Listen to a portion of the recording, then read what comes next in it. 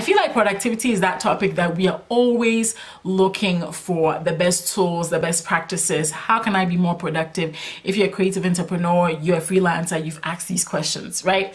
All right, so in today's video, I'm actually going to be sharing with you 7 of my rules, or actually the 7 rules that I have for having a productive week. Hey there, bosses, you're welcome to my channel once again. If this is your first time on this channel we talk about all things blogging, freelancing, and content creation. If that sounds like a cup of tea, then here's what you should do. You should smash that subscribe button and the bell icon beside it to join our community. Rule number 1 for me is I need to be realistic, right?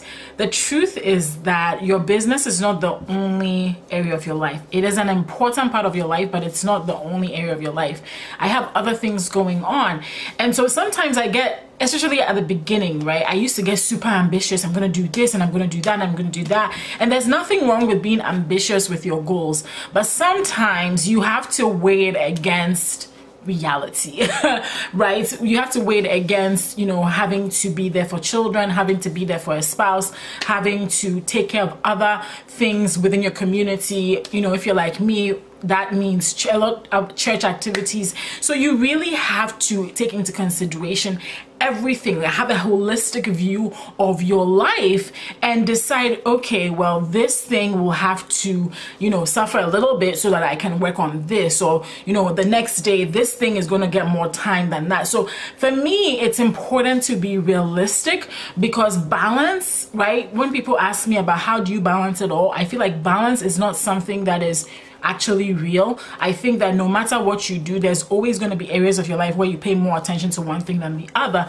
but you can be realistic and have a realistic schedule so that you can actually be productive, versus trying to be super ambitious and super everything everywhere and just wearing yourself out. So rule number 2 for me is for me to think about or visualize the goals actually being accomplished, or the thing that I want to do actually being knocked out, and think about how that's going to feel.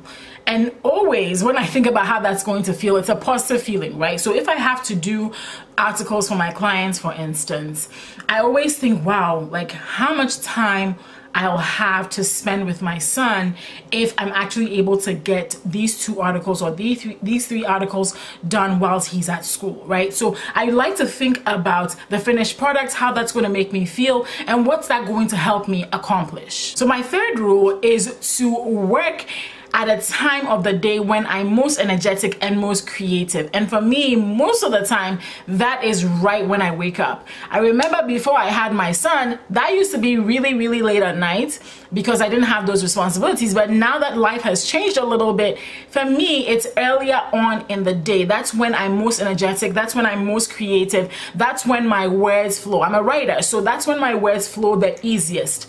If I try to wait and work really deep into the night, or try to do things later on in the day, usually by then my energy is depleted. I've had to deal with so many other things, and I just don't even want to deal with anything that has to do with creativity. So for me, waking up early or tackling those creative tasks, especially my writing tasks, earlier on in the day is helpful for me to knock things out and to have a productive week. The next thing is I have been using a form of time blocking to my advantage. Now, if you look up time blocking on YouTube, I know you're going to find a plethora of results, right? And everybody has a method of time blocking.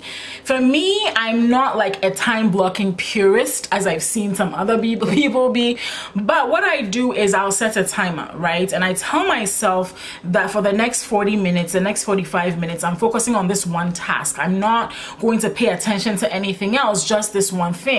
And I found that when I set a timer like that, and you can use any timer, there's egg timer. I'm going to leave some links below, but there's egg timer online. There is a Google Chrome extension I use that is called Forest. That's helpful. You can even set the timer on your phone, wherever you want to set this timer. I set the timer and I just force myself to work during that period. Like I try not to be checking my phone for messages, sometimes I'll even turn off my phone completely and just just depend on the Chrome extension and just work. And then when that goes off and it just tells me that, you know, you're done, it's 45 minutes, then I'm like, okay, now I can relax. So having those periods where you're focused on your work actually will help you get a lot more done than you realize. And for me, that is how I'm able to serve my clients. That's how I'm able to, you know, create content like this. That's how I'm able to do a lot of things. It's just by setting a timer and saying, okay, in this 1 hour, I'm focused on this and this thing alone. I'm not doing anything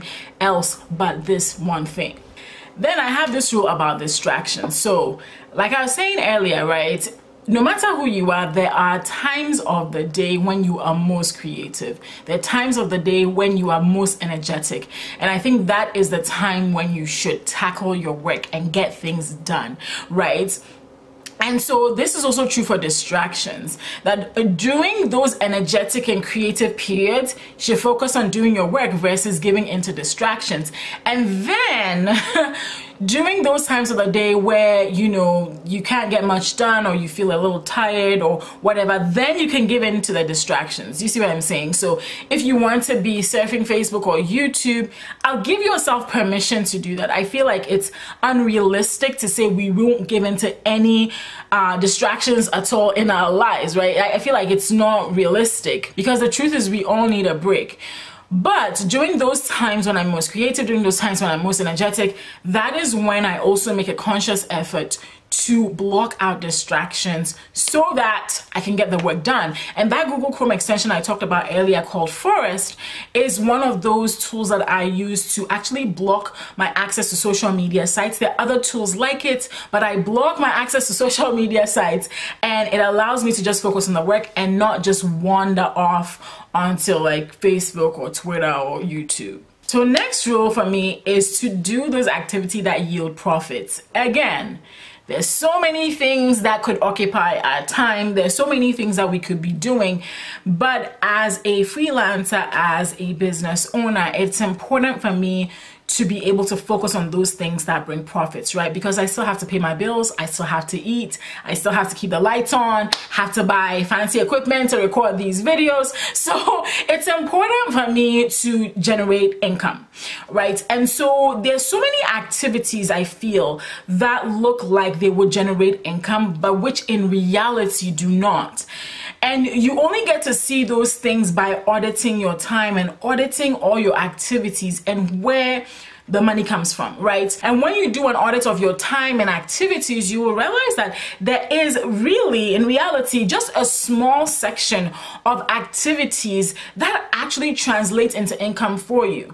So when you recognize those activities, that's where you need to double down. That's where you need to like just crouch over and do more of so that you can continue to generate income. And then those activities that don't really bring in income, you can say, okay, well, you can do those at the end of the day. You can just relegate that to the background so that you can really focus on those things that bring income. And for me, apart from just being productive and then doing things out, you want your productivity to also be profitable.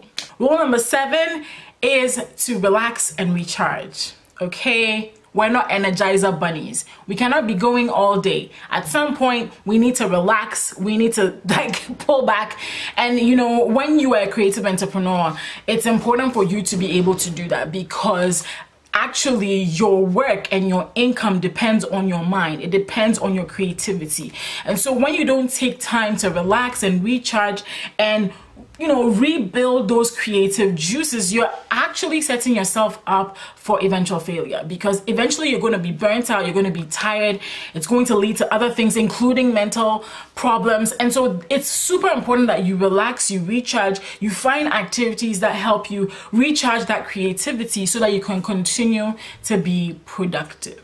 So those are my 7 rules for having a productive week. If you liked this video, make sure to give it a thumbs up. And also in the comments below, I want to know, what rules do you have for having a productive week? I'd love to hear it in the comments below.